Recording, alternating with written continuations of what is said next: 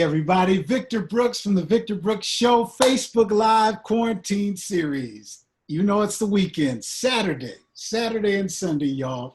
And before I get too knee deep into this positivity we about to just rain down on y'all today, I got to start my watch party. So those of you who, I welcome you to do the same. Let's go on and start this watch party. You know, pretty much to just share this positivity everywhere, y'all, as much as we can share it. I think I have mine set to go here. Here we go. Start, and we on. Thank you again, everybody, for joining us today.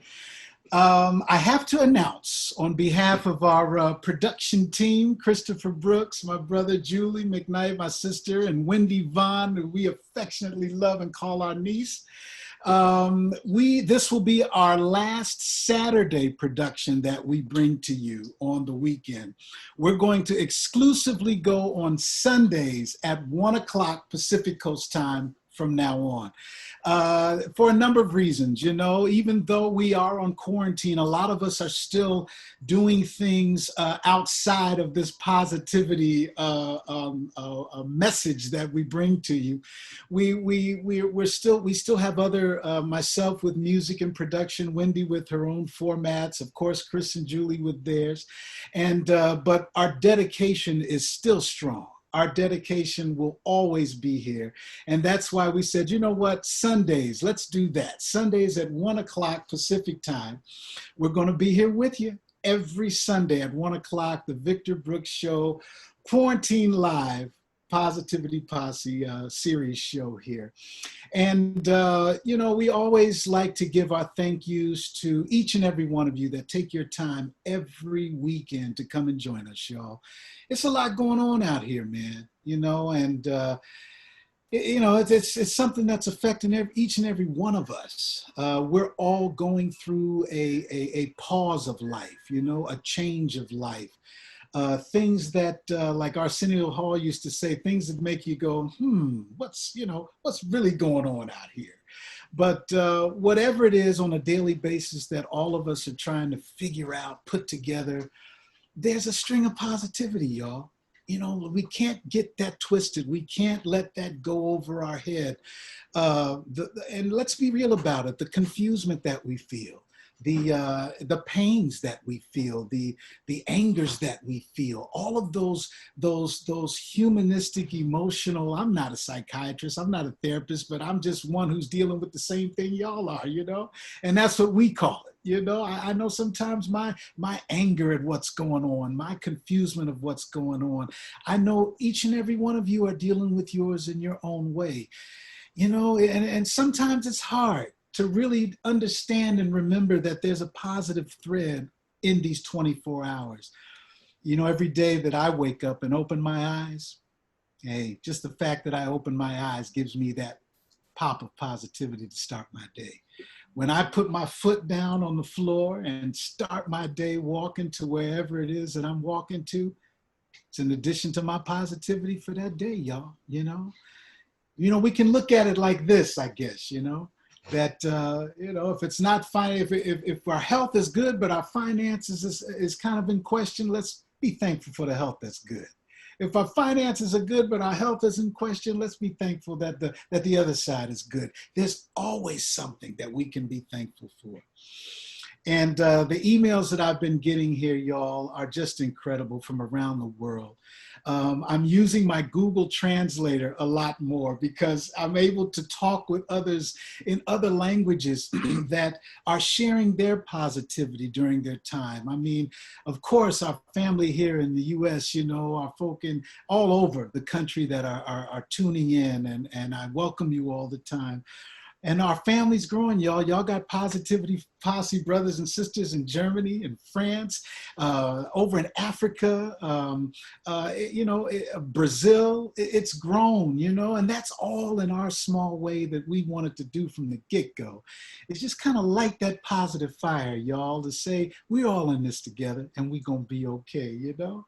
Our doctors, our nurses, our first responders, all of our medical staff and team that's doing their thing, putting their life on the line every single day to try and do what they can professionally and from their heart, you know, to care for the first line people that need their help during the first of the one of these two viruses that we're dealing with, you know, coronavirus that's affected the whole world. It's put us on pause, y'all.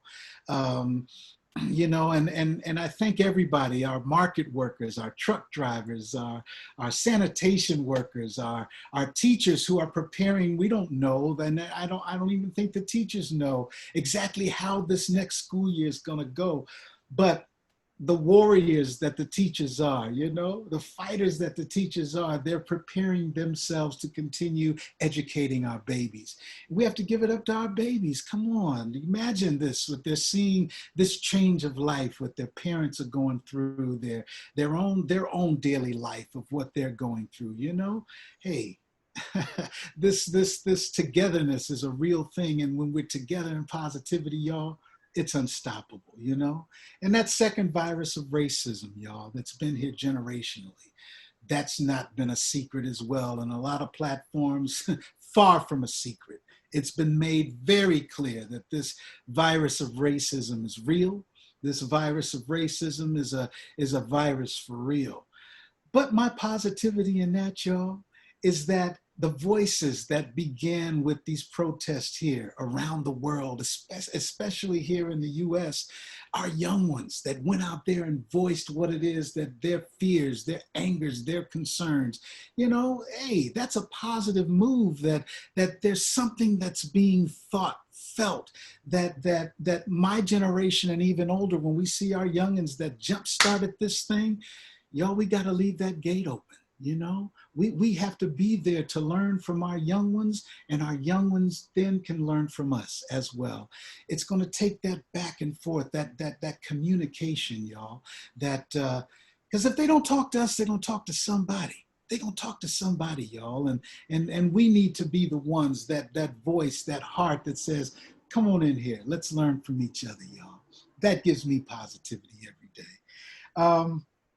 You know, I want to do something today because, like I said, this is our last Saturday that we'll broadcast either at 1 o'clock or 3 o'clock.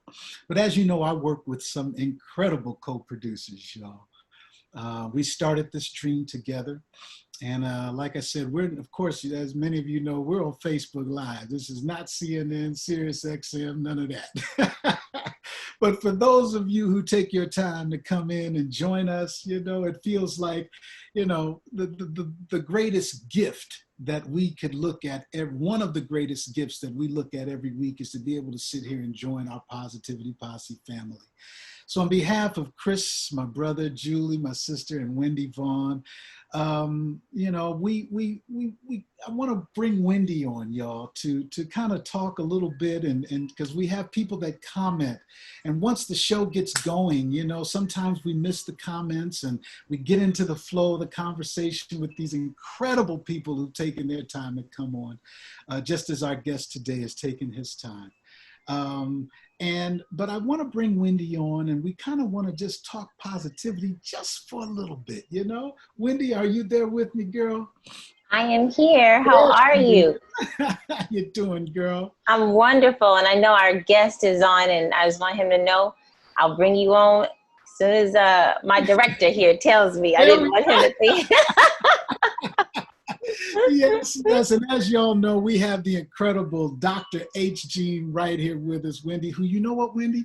It just hit me this morning that Dr. Wright is our first repeat guest. He's the first guest. Yes, he is. And I want to say he almost kicked us off after my mom. I think he was our very first guest after that, which was amazing. I was like, whoa, he's heavy. I loved it. Oh man, Dr. Wright is just, and I can't, you know, when we get into this conversation, and he educated me that this is Minority Mental Health Awareness Month, Wendy. I thought I was telling a lot of my students, I work at a university here in Los Angeles called Cal State LA. And most of the students we work with are minority students, people of color. and from underserved and under-resourced areas. So I asked them to come on, as well as just my friends, because a lot of them tend to be in the social work type or, human services type of fields. And it's important to, why do you think it's important to shout out the minority part of it? Because aren't we all going through this, Wendy, that's a question I cannot wait to get to Dr. Jean. You're Absolutely. right. That's literally at the top of my list. Yeah. That's the question. And Wendy, what do you get from, first of all, congratulations on all that you're doing with these young people, and right now, what's the vibe out here with our now generation about life itself?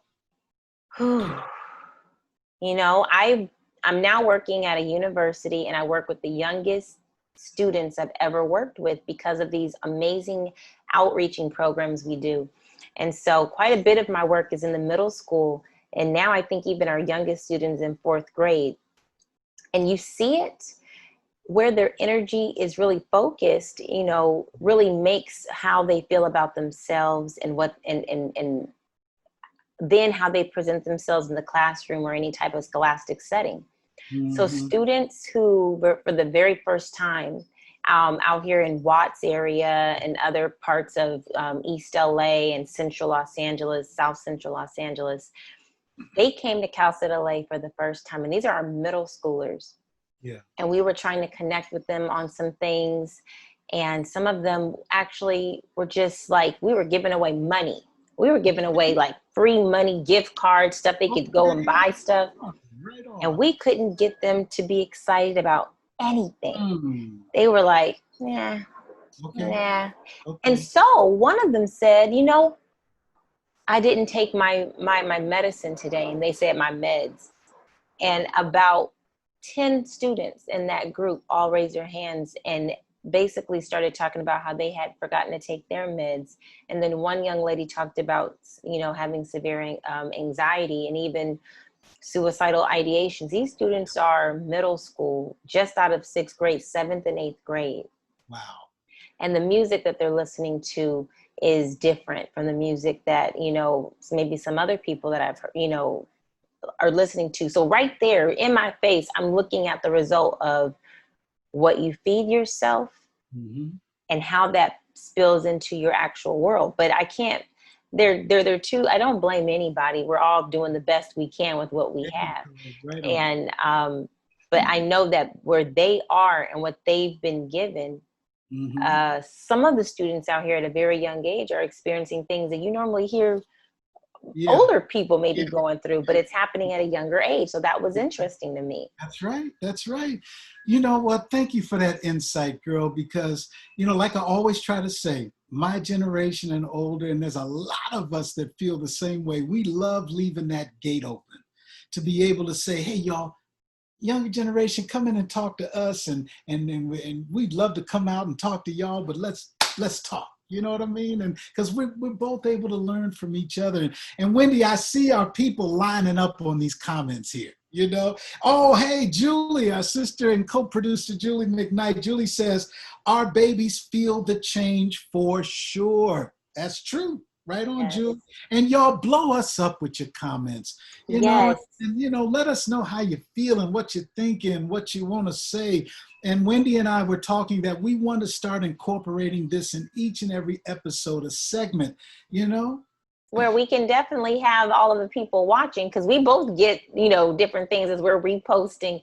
And I have Jimmy Taylor. This is one bad musician right here, boy. He's played with everybody. Oh, yeah, my positivity is working on it in my studio, my friends, my family, health, mental, physical, and spiritual. Nothing drastic, but a simple phone call or Facebook acknowledgement. He just likes to make sure that he lets people know that they're being thought of. Yes, right on, Jimmy. Right on, yeah, Jimmy.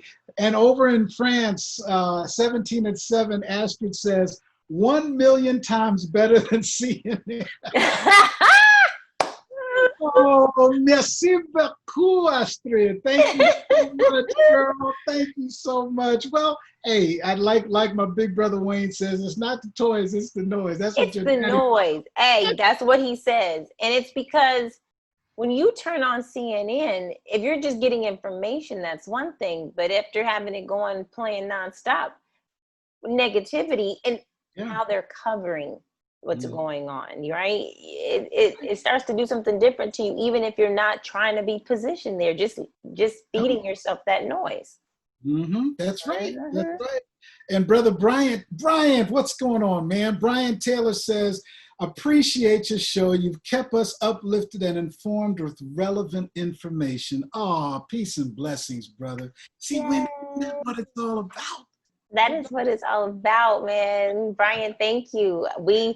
I'm telling you, I get excited, and I'm over here working the controls, but just being able to hear all the stories and how everyone's life has gone through something, and their outlook, that's inspiring. That's right. That's right. That's right. That's right. Well, you know what? Before we go over, do you have anybody else on your list here that wants to shout out? We have Courtney Morrow, another musician. He said he's just making sure that his family is well, staying healthy. That's really his main focus. And of course, his strong, faithful connection to God. That's what's keeping him through. Oh, wonderful. I love it. I love it. Oh man, you know what? And that spiritual connection, and I don't care what it is, mine, it's God, it's his Father, Son, Holy Ghost. That's my thing. And whatever someone's belief is spiritually, I don't care, Islam, Buddha, self-awareness, whatever your spiritual growth is, as long as it's positive, I'm all for it, man. I'm all for it. I'm leaving that gate open, even in that. I love it. Oh, and then this one young lady, Yolanda Covington, my positivity is going live with words of encouragement. Through encouraging, I am encouraged. Come on, wait, say that again. Do that one more time. My positivity is going live with words of encouragement. Through encouraging, I am encouraged. Ooh, now who sent that? Her name is Yolanda Covington, and I have to say, what she says is like when people, you have to get this too, Uncle Vic. You've been going hard. I mean, I'm over here like you always giving me credit for, young bucking it and stuff, but I'm learning all kinds of stuff from you and hitting it back to back and being consistent with that. I know that's your energy going out to so many people, but how does that feel when it comes back? Like, is that encouragement similar to what Yolanda is saying here? Oh my goodness. I can't explain it, Wendy. Sometimes during the week, I'll just remember either the episode we did just that previous weekend or others. And just the fact that I'm feeling like, you know what, man, we're connecting with people all over the world who are taking their time to just kind of come together of this positive community. And that just gives me such gasoline to jump to the next one. But yeah, it does. Very cool. Awesome. Well, wonderful. Wonderful. Yes, everyone's still coming. Well, you guys keep the comments coming. I'll make sure that if you have any questions as we're going through, that I'll make sure that they'll get over to our guests. Yes, you got it. Much love, much respect, Wendy. Thank you for all you do. Absolutely. And ladies and gentlemen, like we say, it's real. It's something that we look forward to this. Making sure that my screen is on the right thing here. Yeah. All right. So we know that every weekend, I can't tell you, it's from the heart. To join others who feel like, you know what, we just want to pull away from the realities, the negative, the heavy realities that are going on in the world, to just kind of share this positive moment, And today, y'all, like I said, I was educated by our guest today that this is Minority Mental Health Awareness Month. And as we know, there are so many of us who are affected either directly or indirectly with mental health, with the whole issue of mental health. And through this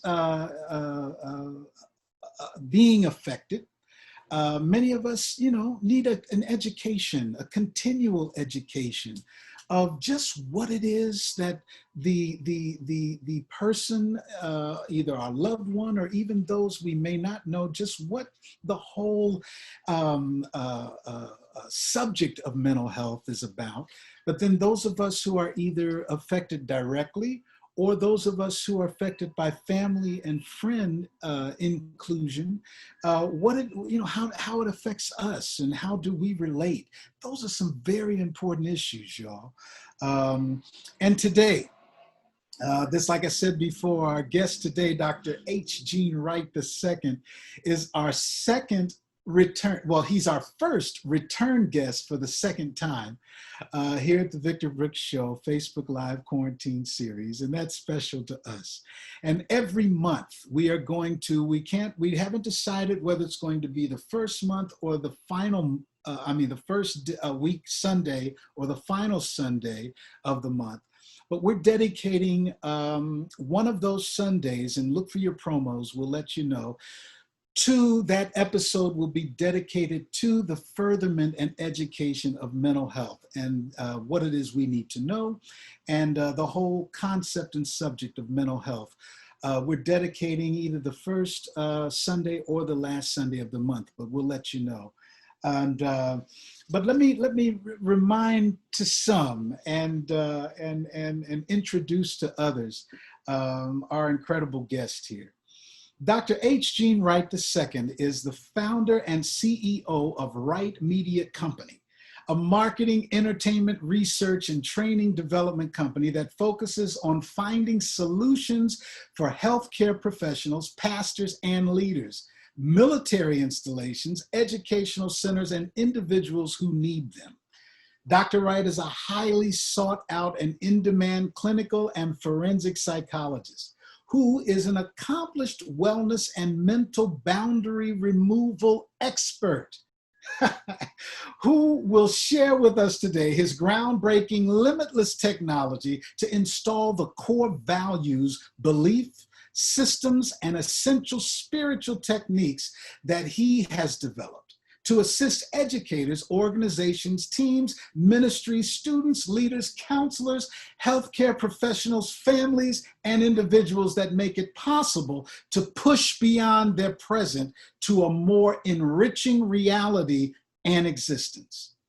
All using the Wright method, W-R-I-G-H-T method, right on, that has endeared him to many throughout the nation. Dr. Wright is personable, thought-provoking, and it's been said that he is mentally delicious. So get all you can while he's here with us today, y'all. In short, Dr. Wright is a force to be reckoned with.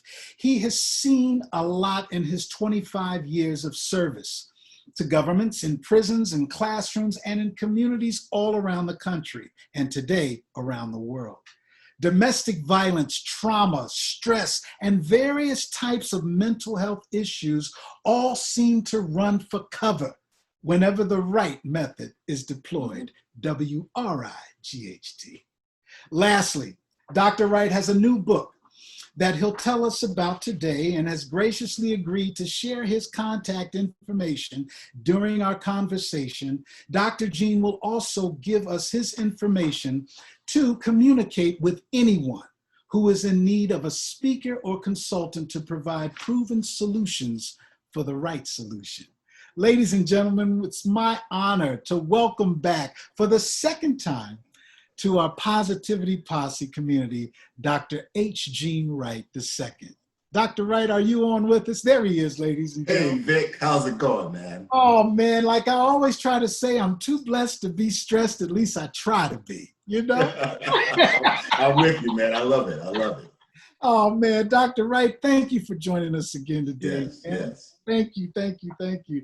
And thank you also for letting me know about this being Mental Health Awareness Month. I had no idea. Minority Mental Health Awareness Month. Yes, yes, absolutely. You know? Yeah. Dr. Wright, as we always like to start, man, but with yours, I have to start with this. A merry heart has healing powers. Go heal somebody today with your smile. That's yours. You know, what is it about a smile, Dr. Wright? What is the healing power of a smile? Well, I'm gonna give you two answers, Vic. I'm gonna Okay. give you a scientific answer first, Go and for then in our face called mirror neurons. it. And Okay. when you smile, it matches, and so the person in front of you, they automatically are attracted to that, and then the neurons in their face, the muscles in their face, want to imitate and duplicate what they see, and so they smile too. That's the scientific answer. The other answer is when you see somebody friendly coming in front of you, it makes you want to lower your guard and be friendly too. And so when you look at it, the bottom line is we are attracted to something that is positive. It is extra work. It is extra hard to be negative. It is actually easier to be positive. It is easier to be happy, but people have been beat down and run down so much that they find themselves just by default going into the negative. But when somebody smiles, even if you don't feel like it, Vic, if you just do it right now, just put a smile on, even though just fake it, just put a smile on. Brother, sometimes I just can't fake it, man. I love to But when you do this, see, watch my face, Vic. Now, the mirror neurons now are attracted, and now you are attracted to my smile. Yes. And it almost forces you to smile back. Right. That's That's it. the power of positivity. Look at that. People are saying I'm cheesing right now. Yeah. And when you wake up and it's not going that way for you, put that smile on your face and watch how your day changes. And watch how your day changes. Watch how your day changes. Yeah. Brother, And you somebody else's day. what is your positivity, even through this time? Has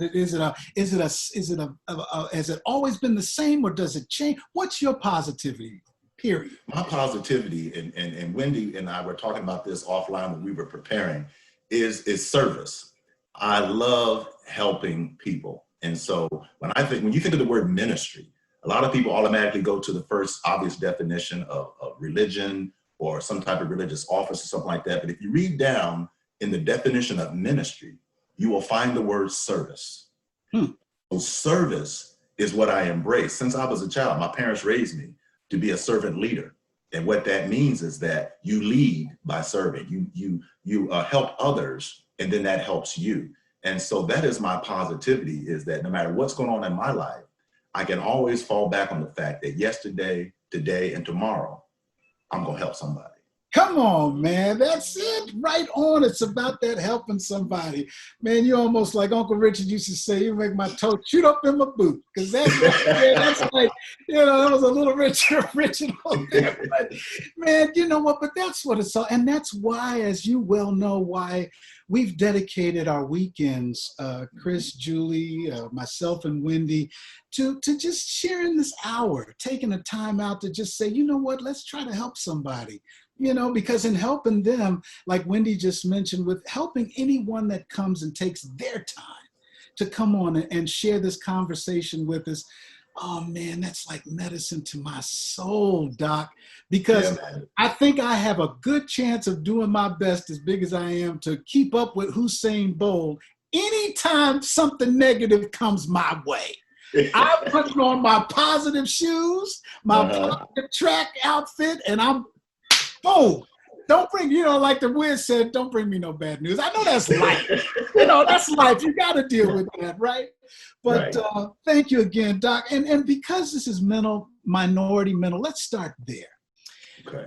We know that mental health is a multicultural, multi-ethnic, multi-generational thing. Why the need for a minority mental health awareness month? Why the focus on minority mental health? Yes. What I can tell you is I can't tell you why the organizers of it did it that way. But what I can say is thank you to them. Yes. Because we recognize that although we're all going through some difficult times, it is not the same. I'll give you an example. This pandemic that we're going through with COVID-19, many people have said, well, we're all in the same boat. Let's just do the best we can. We're all in the same boat. And I know what they mean, but that is not exactly accurate. We're not all in the same boat. We're in the same storm. We're in different boats. Okay. And so what they really mean is, can we row in the same direction to get through this? And so there are individuals who are suffering with all types of behavioral health challenges. Could be substance use and abuse or addiction. It could be trauma based on neglect or abuse. It could be a lot of things. Could be what we call the social determinants of health, which is, poverty and under-resourced, food insecurities and all that. And so you may have those issues, but it doesn't mean your life is easy. It just means you don't have those issues. And so for minorities living in this country, specifically the United States of America, there are some built-in challenges and systemic racism. And there is something called racialized trauma that people have to go through on a daily basis, microaggressions, macroaggressions, every single day. Just walking outside, being a Black man in America is challenging these days, okay? People may call the police on you and you're trying to walk your dog. You may be trying to jog through a park or through your neighborhood and people may think you don't belong. You may be in a store and you got folks following you around, like you're going to steal something. There's all kind of microaggressions that happen, so that when you think about race, when you think about discrimination, when you think about institutionalized racism, people of color in America that deal with that on a daily basis are traumatized, okay? They don't often have a word for it, but it is painful. It is painful when somebody looks at you, and people say the eyes are the windows to the soul. When somebody looks at you, can you tell if they're looking at you with disgust? I got you. Can you tell if somebody's looking at you like you don't belong? Somebody looks at you in the store, can you tell whether they're looking at you in a positive way or a negative way? You don't need a degree or be a psychologist to see when somebody's looking at you, how they're looking at you and how they treat you, what they say to you. When you speak, do they speak back? And so these little microaggressions that can turn into macroaggressions follow people of color on a regular basis. And then you have the disparities in access to healthcare, meaning you may not have the same access to the level of care or resources that other people do based on those social determinants. So that's why there's a need to recognize that although we're all in the same storm, we're not in the same boat, and that having a month set aside to recognize those individuals that are dealing with some uniquenesses of their ethnicity in this land, it differently than even those other people who are also dealing with some challenges. Because guess what, Nick, man, on any given day, we all in recovery from something. From something, brother. That's right. Regardless of your ethnicity, gender, all that. And so that's why there's a need for it, to just bring awareness that there is something different about being a person of color in America than it is for people who don't have that extra burden. They have other burdens. Yeah. They don't have that one. I got you. And you know what? Heavy. Because right now, when you see these back, so many people are saying, deep, heavy, real truth, because this is a core of understanding that I know myself. And that's why I love having you on, Doc, because I want to be educated on as much as I can be as part of the society, but also having mental illness as a direct situation in my life, and so the more education I can get, my family can get, we can get, and us as a community, man, I know that's a healing, step. But you said something that's heavy, man, because, you broke it down as far as what's happening socially within the minority community itself, and how almost like a domino effect of things, whether it's systemic racism, lack of certain healthcare, different details that you brought in. Would it be far-fetched then, Dr. Jean, to say that mental health in the minority communities may have a generational effect, like starting back all generationally in our communities? Let's say specifically the Black community. I mean, we hear the doctors and the biological people say, okay, well, high blood pressure runs genetically in the Black community. Different other, medical things genetically run in the Black. Can we also say that mental illness has the same effect? Absolutely, and I'm glad you used the term intergenerational. There's a section in my book where I talk about the intergenerational transference of trauma, the intergenerational transference of pain, the intergenerational transference of hurt, of mistrust, of all those things. So yes, you can pass down not just eye color and hair color. You can also pass down propensity for addiction.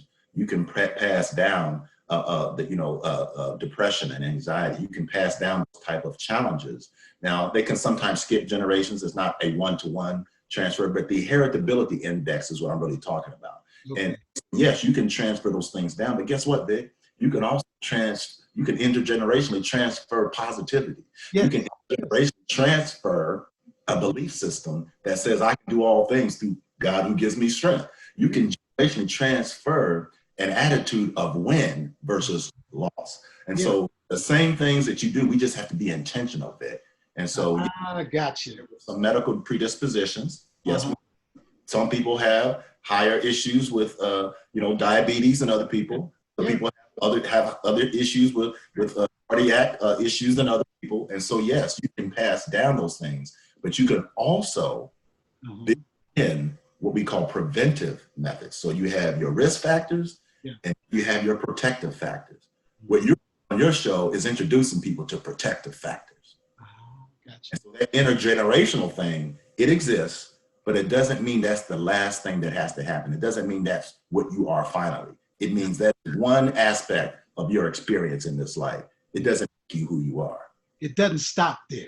It doesn't stop there. And if that ain't a positivity for you, I don't know what it is. Because it's like we said in the beginning, man, when I wake up in the morning and I just pop my eyes open, it's a blessing to me that I've gotten into the flow of it in the past few years, that as soon as my eyes open, I don't care if it's a sentence thankfulness or I take my time of a thankfulness, I'm going to start thanking God for this moment to wake up. Yeah.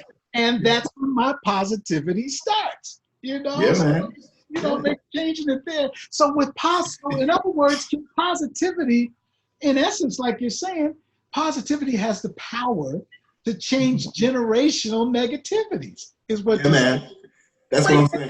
Break it down. All right. So people might be saying, "Oh yeah, no, they're getting etherical. They're getting a whimsy. That can't be that deep." I'm talking to the ones who are in that room. But is it that simple, Doc? Yeah, it really is that simple, because just like we can do things to change our disposition for the negative, we can do it for the positive. Gotcha. Okay. Example, we all talk about, and Wendy works with this, I'm sure, a lot, when you have the adverse childhood experiences. Okay, you guys have heard that. If your listeners and watchers have not heard of that, they can look that up. The original study was Kaiser Permanente, adverse childhood experiences. It really talks about the things that children go through and how if you do not resolve those traumas, those things that happen to you, you carry them with you throughout your life, okay? And it actually changes your brain chemistry. Okay. Using children changes their brain chemistry. Depression, anxiety, those things that happen. Neglect changes your brain chemistry. Mm-hmm. Found is that children are resilient, and so when you bring them into a loving, caring home, which you know a lot about that because you grew up in a loving, caring home where you were bringing in children that have gone through some difficult experiences, and did you not see them change? Oh yes, brother.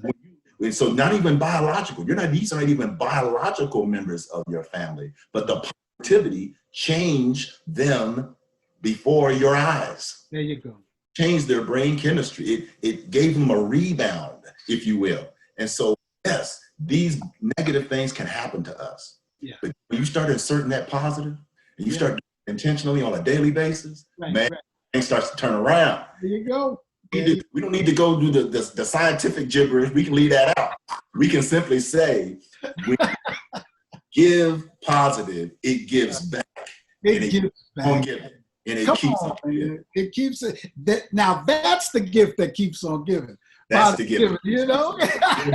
But now, Dr. Gene, we have people not only in the Black community, but as you mentioned now, the minority community in itself, Latino, Black, Asian community. Why is there? Where did that stigma come from? Of I'm not going to talk about mental health. No, we're not going to psychiatrists. That whole thing, and we'd rather deal with it, privately, I guess. Where and why? Well, I know that's a loaded question, brother. How much time you got, Vic? Well, I'm going to give you the Cliff Notes version. I know you can, yeah. When you are in a culture and a society that is not meant for you, that's not built for you, does not support you, that is not about you, the last thing you want to do is add one more thing to your list of why you don't belong. Okay? So the educational system's not built for you. The financial economic system is not built for you. The social system is not built for you. And you're doing your best if you are a person of color in America to acclimate. You're trying to assimilate, right? You want to accommodate. And we do that better than anybody. We got to know our own stuff, and we got to know the other person's stuff too, so we can stay safe and we can survive. Gotcha. So when you think back to our old heads and our ancestors, and think back to the Tuskegee experiments, Yes. and what that did to our community. People remember the Tuskegee experiments. If there are people watching on the call, Google it, the Tuskegee experiments, where our people were used as guinea pigs, with experiments and research and syphilis and with no cures and all those things. And so there became a intergenerational mistrust of the medical profession. There became an intergenerational mistrust of researchers. And why are you coming to study me? And what are you trying to do? And then what is that you're trying to give me? And because you don't trust the person that says they're trying to help you because they haven't helped you before. Mm-hmm. And so a history, right? Generations of misused, of being used as experiments. When you have a generation of being treated less than human, 3/5 of man will seek revenge with self-inflicted crimes. When you look at those kind of things, that's where it starts, Vic, is that there has been a built-in mistrust. And then we don't have to go too far. Now we can go full circle, we can go 2020. Okay. And see how certain people are treated in the healthcare system compared to other people. Okay. Then you look at the paucity of physicians of color. There's less than 5% of the population of medical professionals that are African-American, okay? And so you're not likely to be able to get a African-American doctor if that's what you're searching for, or a Latinx doctor if that's what you're searching for. You have to search, you can find it, but it's not as prevalent as if you just walk in any old doctor's office in your neighborhood. And so you put together the history, along with what's currently going on, along with what we understand as intergenerational transference, that trust has been built up over the years. It's about trust. Yes. It's about trust. Man, well, hey, if the long answer is that you did the short answer, like I know Dr. Jean would give the short answer, because that put it in perspective for, like I mentioned, because, NAMI is one of my favorite go-tos, mine and my family, for a lot of reasons, helped tremendously. And one thing I remember, Doc, is being able to associate with others who we had no idea that, wow, these other people are going through the same thing, or these other, that feeling of community, within the minority community. Is that, I guess even through your explanation, that there is probably even more of a difficulty being able to find a communal support within the minority community, because we're all dealing with the fears and the paranoias and the doubts, so that, I guess, would make it even more frustrating for the minority families and even the person who's dealing with their own mental issue with that. Yeah, that's an excellent point, Vic. And the challenge is really that most people of color in this country are probably going to access the healthcare system, both behavioral health, which includes mental health and drug and alcohol, but also the medical or physical health. They're probably going to enter that portal through the public health portal, as opposed to private physicians or private hospitals. They utilize the public system more than anybody. So you're going to get a large influx of people in the public health system. And we have some excellent public health system. But then it goes back to your original question about stigma. Okay. And if you are an African-American or Latino person in America, and you are a male in America, okay, you have two strikes against you, okay? The color of your skin, your ethnicity, and how males are seen, how Black males are seen in this country, okay? Do you want to add another stigma of mental health? Gotcha. And so that's why you keep it close to the vest. That's why it's, don't tell the family business. That's why it's, don't talk about Uncle Charlie who's got bad nerves up, yeah. That's why we do that, is because we don't trust the medical professionals necessarily. Mm-hmm. And we've been taught not to trust each other. What happened during survival, when you come off the slave plantation and you move into Jim Crow, and then now mass incarceration, those are the three main iterations of what has happened to Black males in America. And so you add to that a mental health stigma. That's why the stigma is such that people of color don't want to tell you about it. They don't want to tell anybody about it because that's one more thing you can hold against me. That's one more thing you can hold over my head. And so it is getting better, Vic. Let me just say that. Yes. Organizations like NAMI are fabulous because they allow families to come together just like you described. So that say, I am not by myself, okay? And we destigmatize that because the mental illness is one aspect of who you are. It's not who you are. There you it's go. a particular characteristic of There who you you go. are. There's lots of things about who you are. Yeah. So when people focus in on that one thing to negate all the other things, that's when it turns into something negative as opposed to embracing the whole person, that holistic approach, embrace the whole person, including those things that are challenging. That's what makes life worth living. Embrace the whole person. The whole person, brother. That's it. It's just, and you know what, man? While you were describing that, talking about the stigma in our community and not wanting to, to put it out there, as we say, put it on Front Street or whatever. Mm-hmm. I have, not only because, and I'm talking about Dave and Marla Thomas. I have to bring them in. When Marla put her personal emotion and feeling and experiences, as I'm going to say, out there, those of us who knew of what it was in our own worlds that she was and Dave were dealing with, their whole family were dealing with, the respect level that myself and so many others, it added to the respect we already had for them as individuals, but then to know what they're going through and them to put it out there. Gene, what you just said summed it up. Hey, for this thing to grow and for this positivity there has to be a ceiling that has to crack. There has to be something that opens up that communication, that outlet. Much respect to Dave and Marla. But you see what I'm saying on that, Doc? Oh yeah. And that's why one of the things that you and I have talked about offline is my mental health global outreach missions ministry. Exactly. Yes. The whole purpose for that is what you just said. Mm-hmm. I'm looking at how I'm trying to serve. Starting in Philadelphia and still doing that and then going around to different countries, mostly cities, mostly on the East Coast. And then I started getting calls, man, from the Philippines and Nigeria and text messages. And now that we've been quarantined, I'm getting more of those from different countries who have seen me on the 3ABN program or different things saying, hey, what can you come and do this and do that? But now I don't have to come. They're like, hey, can we set you up to talk to us about this? And this is what I found out, Vic, as I started researching. The World Health Organization estimates approximately 450 million people with mental illness, the prevalence around the world. And so what that told me is, if we're going to crack this ceiling of stigma, if we're going to crack this ceiling of embracing the whole person, if we're going to crack this ceiling of love and happiness for everybody, and respect, then we have to do it worldwide. We have to do it global. And so my thought was, then what we need to do is connect to people around the world of like minds.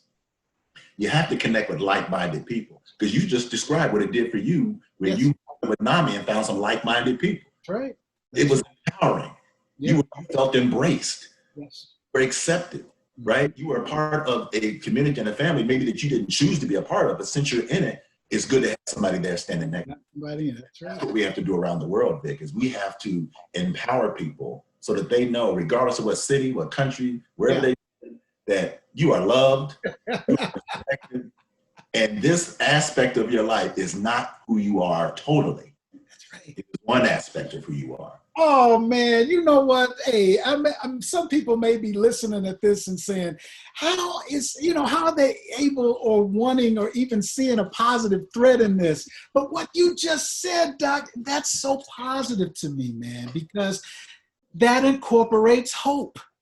That incorporates a sense of it's going to be all right, but it's going to take all of us. It's going to take sitting down and learning from professionals like yourself. It's going to take sitting down in those community vibes that we talk about, I don't know. I'm just going to put it out there. There's been a conversation that the church, and I know you are the the expert that I would respect to answer this and address this point, but that the church itself, whether it's Baptist, Seventh-day Adventist, Catholic, whatever, the church itself as a whole, which in the minority community has always been a sense of haven.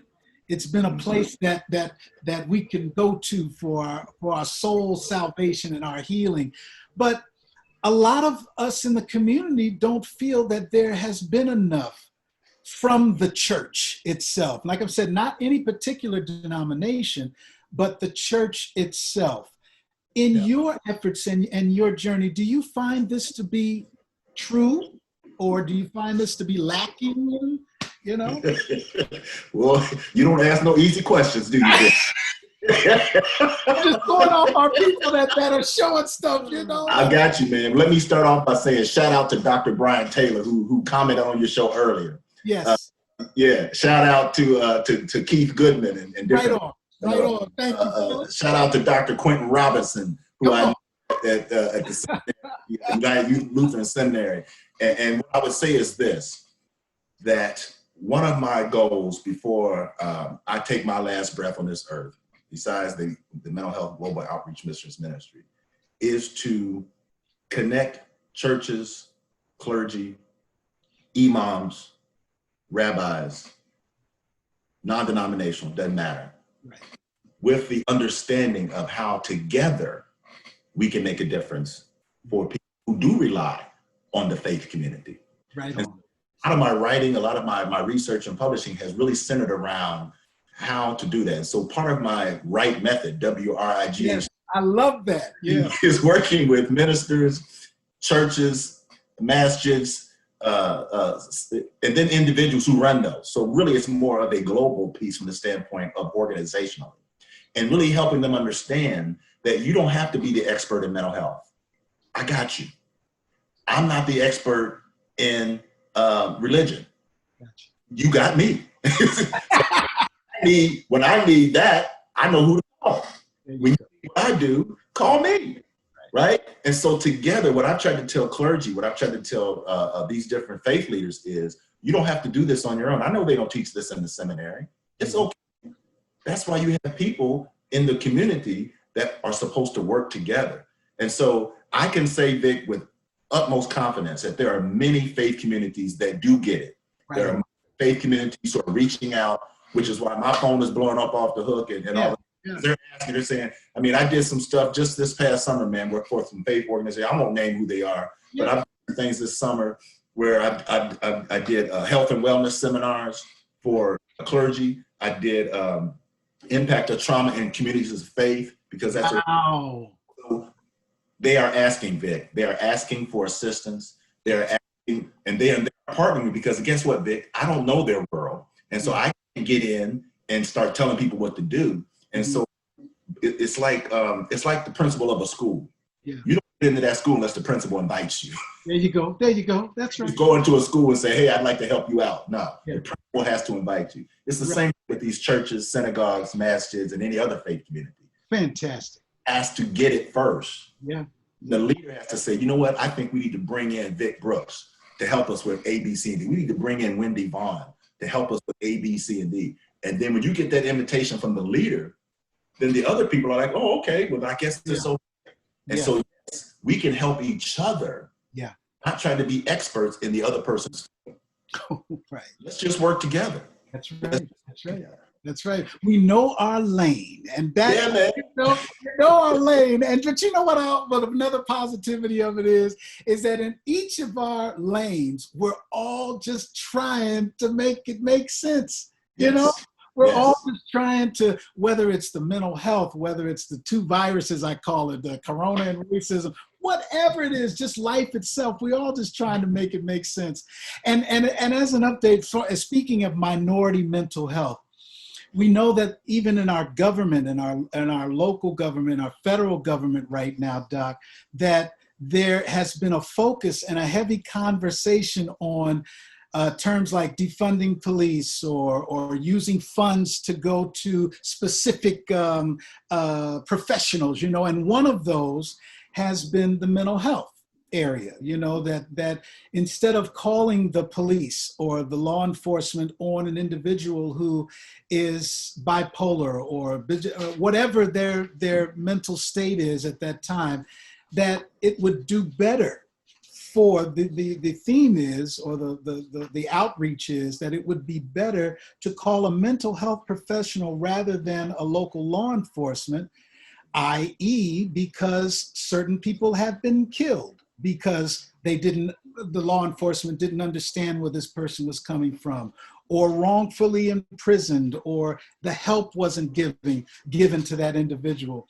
So when it comes to the outcry of our social, and I see people who are commenting on this right now on the line as well, it's a heavy point.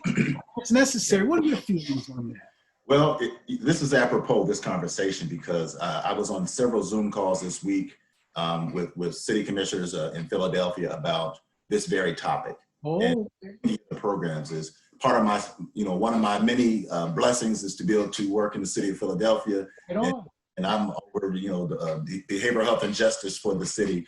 And we work with police on a regular basis. Okay. And things I like to clear up is the use of the word defund the police. Yeah. That's got a lot of negative publicity of late. What people are really talking about is reallocating resources. Which the word defund, it sounds like people are saying break up the police, take the money and do something else with it. What they're really saying is before you give any additional money, before you give raises and all that, take that part of money and give it into social services. So I know it sounds like we're splitting hairs here, but it really is an important point that people are not really saying, let's get rid of the police. Nobody's really saying it like that. Okay. They're saying in Los Angeles, but we don't want the police to be gone in Los Angeles. Let me just tell you that. No, we don't. No, we don't. Okay. We don't want the police to be gone in Philadelphia. No. Okay. We want the police. Right. So that's not what they're saying. What they're saying is, can we take that extra pot of money that's automatically rubber stamped and voted and take that and use it in a way that actually can help the police? Like they probably, and I'm telling you, man, I do trainings with police every month. They're not looking forward to those calls that they have to go out and it's somebody who is not in their right mind. Yes, give us that other side. Okay, let me give you that side of it. We do training, and this is all over the country, not just in Philadelphia, called crisis intervention training. Okay. Mental health professionals and others who work with the police, it's a 1 week training. They take police offline for 1 week, and we train them in things about the autism spectrum disorder, mental health challenges and behaviors with children and youth. That's the one that I teach. Adults, of course, we talk to them about the crisis system in their city, where people that you believe may be having a mental health crisis, as opposed to taking them to jail, you can take them to the crisis resource center or the crisis response center. We teach them all these things, all right? But you're not going to get 100% of the police in that class. And so, yes, you may have those individuals who have some challenges with understanding de-escalation. De-escalation is a part of every single police force's training, okay? So we can't look at the minority of individuals or the small group of individuals who clearly don't know how to de-escalate. Exactly. And say that's the whole group of them, okay? Let me just say that first. Yes, I totally agree. The majority of people know their job, know how to do their job, are well-trained for their job. And so we're talking about now in Philadelphia, Los Angeles, Chicago, Portland, all these major cities, Dallas, is how do we work with the police in a way that protects them, because we want them to go home to their families too. Yeah, yeah. We want the individuals who may be in behavior or having some challenges that particular day, we want them to go home to their family as well. What we're really talking about is giving the police options and making sure that they are aware of the supports in their community. And then the next thing is having a group of the social services people that you mentioned, and working with the police so that dispatchers know this is a call that goes to the social worker, not to the officer. This call that goes to this agency, not the police. And as we bring those things together, and there are models around the country, we have models, Vic, where we have social workers riding along with police officers. That's one method. We have models where what I just described, where the call doesn't even go to the police, it goes to the social services. Yeah. And we have calls, because guess what? There are situations that are dangerous and there are violent, and there are weapons involved. In those calls, you want the police, okay? So it doesn't have to be one size fits all. It has to be a collaboration. We have something in Philadelphia we call aligning, integrating, and coordinating. Okay. That's what we have to do. Just like I just described mental health professionals working with the faith community, we have to have the same thing with social services working with the police. Integration, coordination. We want people to go home safe, and we want people to get the treatment that they deserve, and we want police officers to go home safe as well. Yes. Perfect. Man, you've cleared up so much with that right there, because like I say, a lot of us on the outside looking in, we have no idea. We have no clue, especially the family members of the dealing or the close friends or the. Can I just add two things? Talk to me. Let me just add two things that for your audience. The two ones that police officers dread the most. The first one is domestic violence. Okay. That's the call they don't want. Mm-hmm. Other one is when they suspect that a person may be suffering with a serious mental illness. The first one, the domestic violence call, is usually dangerous. Gotcha.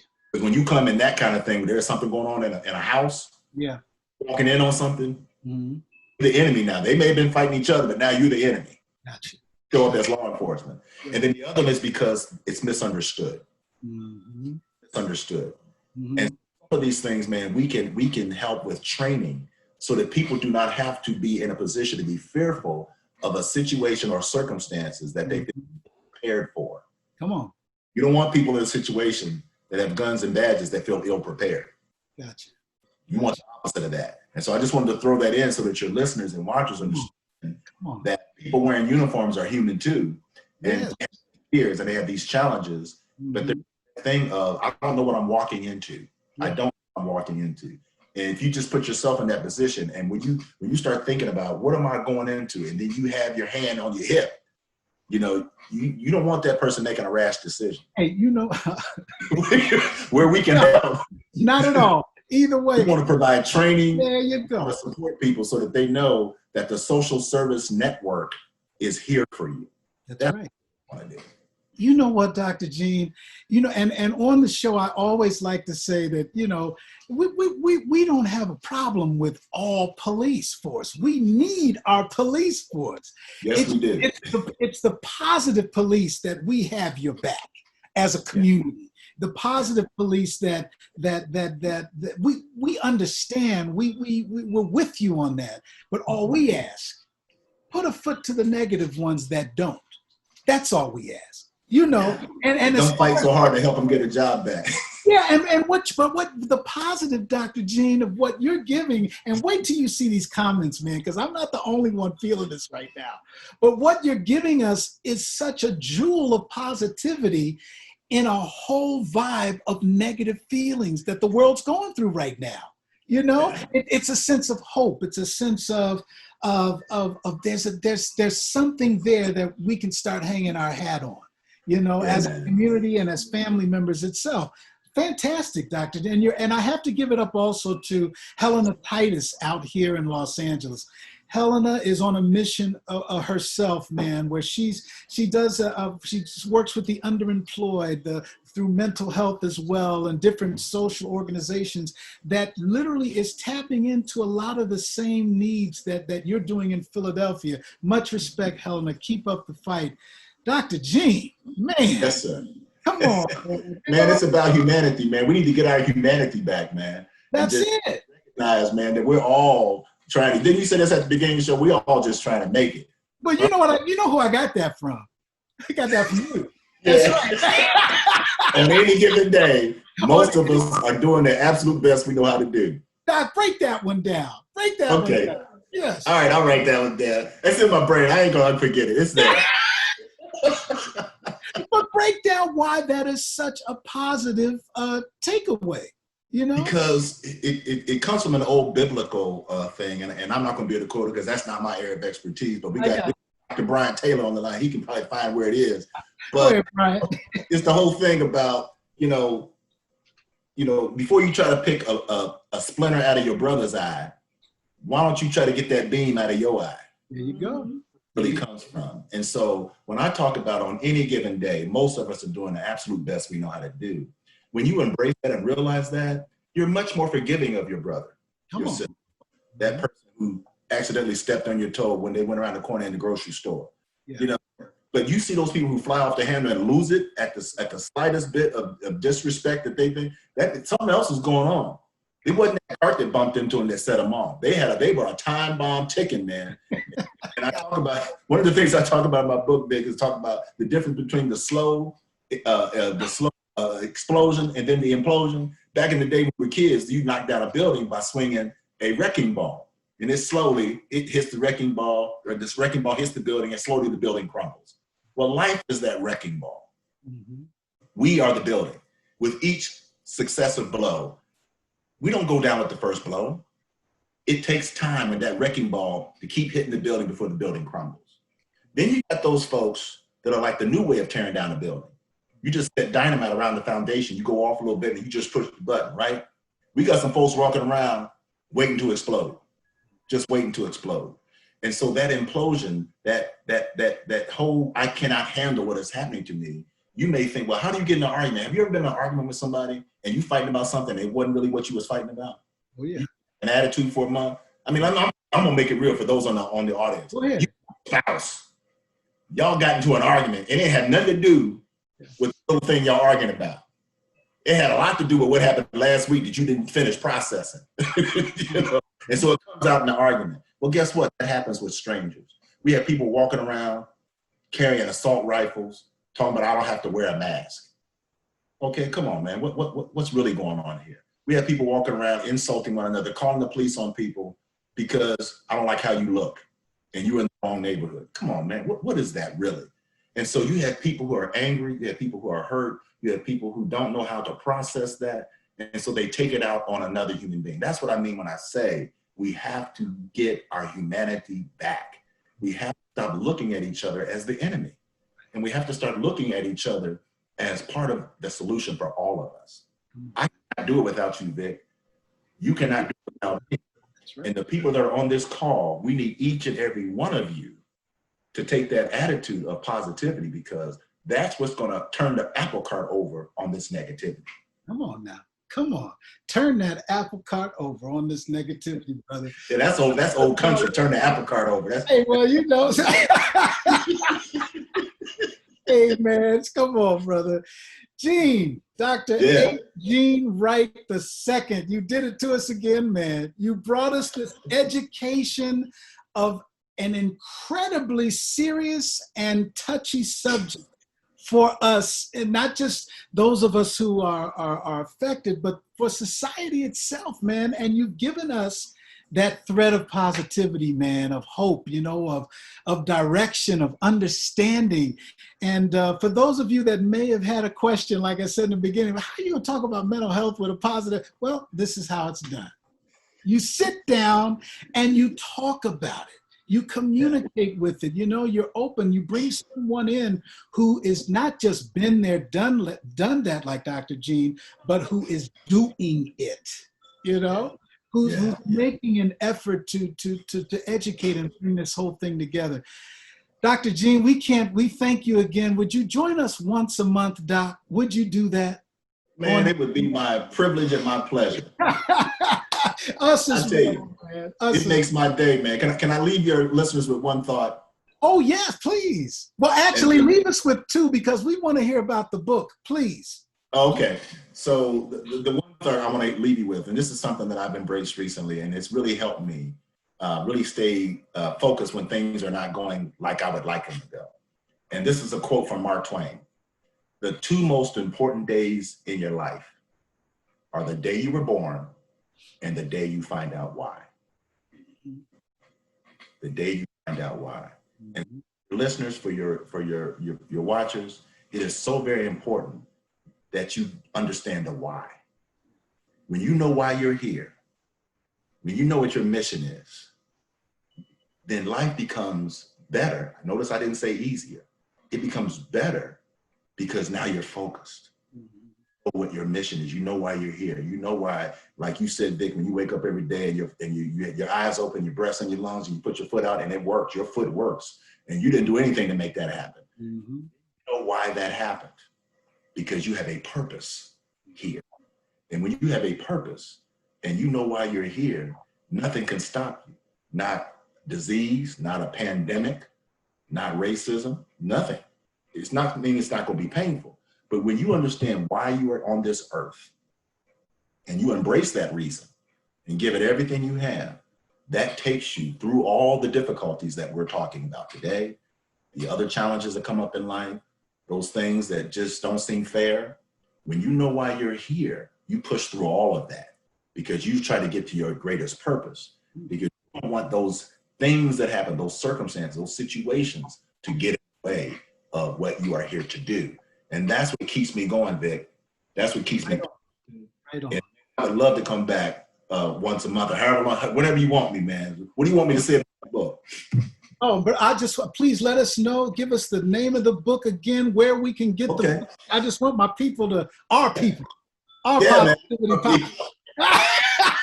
our positivity family that yeah, man. You. Fill us in. Okay, the name of the book is Find Strength in Your Struggle. Powerful. Discover the Miracle in You. And the title is significant because I'm sharing with you what I went through to come up with that and to be able to share it with the world. Okay. Dr. Gene, he's had his times where he didn't feel so great about things either. And so this is the culmination. This book really talks about what it takes, because struggle is inevitable. Come on. I want to encourage our listeners, our readers, we're going to have some readers. I want to encourage our readers and our listeners not to try to avoid struggle. That is futile. Struggle is inevitable. Find the strength in your struggle. That's worth doing. And then when you do, you will discover the miracle in you. And from the layman, right on, and keep on keeping on, because I can do it. Man, you can get that at Borders. Borders don't exist anymore. Barnes & Noble. Yeah. And you can go to the website, drhgene.com. You can also get it there. You can get the what's the one where you put it on your head and you just listen? I'm old school. I like to turn it. Yeah, because you got me. The audio book. Yeah, you can get the audio book, or you can get the one on your Kindle. I like turning pages, but I'm old. Audibles. Wendy said it's Audibles. That's what. Okay, yeah. See, I got that too. I don't know how to use it, but I got it. All right, Dr. G. All there right. it is, y'all. Man, much respect, much love and happiness to you, Doc. Every time that you come, take your time to join us, man. You help so many, including myself, brother. Every time. It's a blessing to be with you, man. Thank you so much. You got it, Gene. Ladies and gentlemen, you heard it again. Not only did you hear it again, I know you felt it again. The gentleman that was on screen with us here just now for this past hour. Every time, this is his second time, and it's an honor to know he's our first returner to the Victor Brooks Show, and I'm pretty sure that you felt the same the first time as you did this time. And we just collectively, through our producers, Chris, Julie, and Wendy, we're making the last Sunday of every month. The episode will be dedicated to mental health, where Dr. Gene will join us. And it will be myself and Dr. Gene.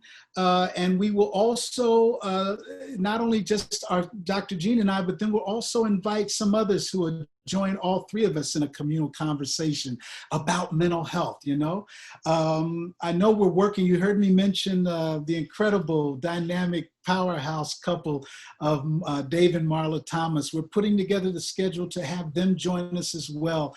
And that's going to be such a powerful episode next month. Look for your promos, that we're going to include them in with myself and Dr. Gene. And it's, we're here, man. We're like we mentioned, we're all just trying to make it. We're all just trying to keep that smile as long as we can. But like Dr. Gene just said to us, y'all, we can't avoid the struggle. Like here, even in our social, political, racial struggles here, you can't avoid the struggle. Nah, but you got to find your strength in that struggle, and it fits so perfectly to what you hear me just bang it out every episode that I give it, y'all, that we're not trying to ignore what's going on in the world. No, we're struggling. It's heavy out here. But what I always like to say is there's something there that we can take away that's a positive within them 24 hours of that day. take away within 24 hours of that day. You know, yeah, let's do that. And my heart is full. I love to smile, but I'm smiling double right now, not only because of my love and respect for Dr. Gene that joined us, took his time to come in and join us, but also just the fact that I feel your love. Positivity Posse, I feel your positivity. I feel it. And I thank you. I don't know, social media thing, whatever it is, I don't know. I'm not an etherealist or whatever, but I'm just keeping it real that I feel you, man. I feel you on this lineup. I feel you taking the time every weekend to just sit here and join these conversations. I feel that you're going through the same thing I'm going through, but in your own way. And when we come together, y'all, that's medicine. That's medicine. I love you, Positivity Posse. I know you're here for me, and I'm here for you as well. We're going to be all right, y'all. We're going to find strength in this struggle. You know, we are, because we're doing it right now. Right now. And like I always like to say, y'all, come get some of this positivity on you. You know, take a bath in it, take a shower in it, you know, scuba dive in it. I don't care, skinny dip in it. Whatever you got to do, get in that positivity pool, y'all. And when you come out, sprinkle it on anybody that you see, as many that you see, because that's what it's all about. I love you. And we'll see you next Sunday at 1:00 p.m. Pacific on the Victor Brooks Show Facebook Live Quarantine Series.